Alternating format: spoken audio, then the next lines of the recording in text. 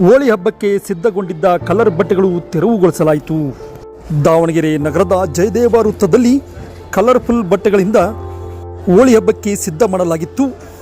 ಮಹಾನಗರ ಪಾಲಿಕೆ ಹಾಗೂ ಪೊಲೀಸ್ ಇಲಾಖೆ ಅನುಮತಿ ಇಲ್ಲದ ಕಾರಣ ಕಲರ್ ಬಟ್ಟೆಗಳನ್ನು ತೆರವುಗೊಳಿಸಲಾಯಿತು. ಇದೇ ಮೊದಲ ಬಾರಿಗೆ ಜಯದೇವ ವೃತ್ತದಲ್ಲಿ ಹೋಳಿ ಆಚರಣೆಗೆ ಸಿದ್ಧತೆ ನಡೆದಿತ್ತು. ಹಿಂದೂ ಮಹಾಗಣಪತಿಯ ಅಧ್ಯಕ್ಷರಾದ ಜೊಳ್ಳಿಗುರು ನೇತೃತ್ವದಲ್ಲಿ ಜಯದೇವ ವೃತ್ತದಲ್ಲಿ ಹೋಳಿ ಆಚರಣೆಗೆ ಯುವಕರಿಂದ ಭರ್ಜರಿ ಸಿದ್ಧತೆ ನಡೆದಿತ್ತು. ಇದೀಗ ಅನುಮತಿ ಇಲ್ಲದ ಕಾರಣ ಹೋಳಿ ಆಚರಣೆಗೆ ಮಹಾನಗರ ಪಾಲಿಕೆ ಹಾಗೂ ಪೊಲೀಸರು ಬ್ರೇಕ್ ಹಾಕಿದ್ದಾರೆ. ನಗರದ ಪ್ರಮುಖ ಸರ್ಕಲ್ ಆಗಿರುವ ಜಯದೇವ ವೃತ್ತ ಹಿನ್ನೆಲೆ ಸಂಚಾರ ಹಾಗೂ ಸಾರ್ವಜನಿಕರಿಗೆ ತೊಂದರೆ ಹಿನ್ನೆಲೆ ತೆರವು ಮಾಡಲಾಗಿದೆ.